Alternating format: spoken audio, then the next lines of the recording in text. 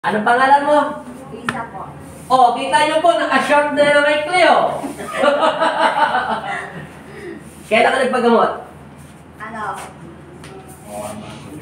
October 25. Bago ka pumunta rito, galing kayo ng hospital, no? Huwag mo na sabihin hospital, sikat yung hospital na eh.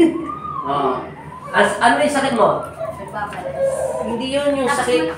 Oo, ano ko yun? Ay, ni boyfriend. Ano yung boyfriend mo? Matuloy. Matuling. Yung Maitim. matuling po, maitim sa Kapampangan. Ang sakit niya sa physical ay malaki ang tiyan. Tapos, ang hita, Magapapalas. malaki.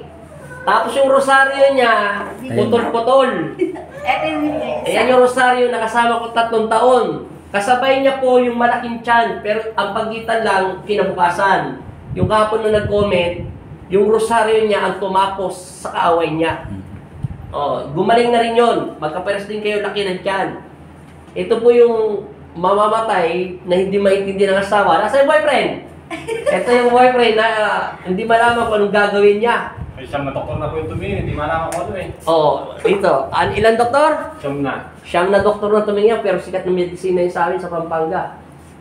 Hindi nahihirapan dyan. Ang boyfriend niya, yung matuling, yung maitim yun. Maligno. Ba't ka pumunta rito? Papadasal tubig? Opo. Nagbago na mukha mo.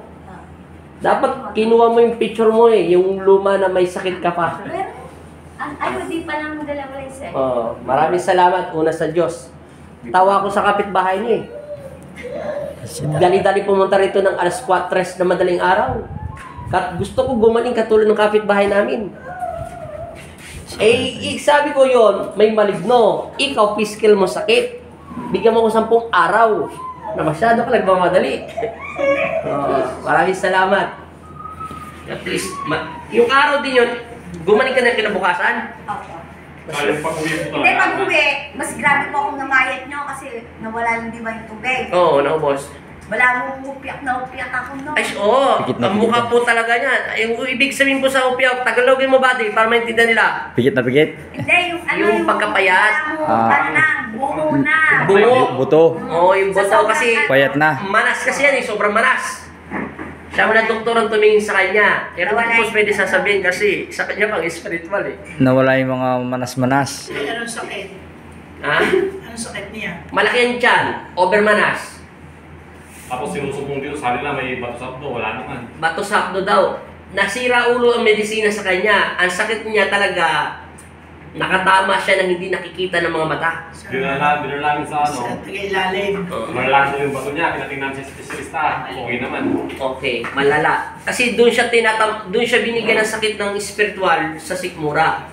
Yung nakikita sa medisina sa aparato, Siguro. isang sakit sa spiritual na hindi kayang hawakan ng anumang gawa ng tao, kundi ang makakahawakan liwanag lang. Oh. Namilipit yan eh. Saglit lang. Saglit lang naman siya sumakit, saglit lang naman siya pinilipit ng... Pero bilib ako doon sa matandang dinala niya rito, ha? Paano ka na Paano ka natin? Param na. October, ano ka nagpagamot? 25. 25. Malaki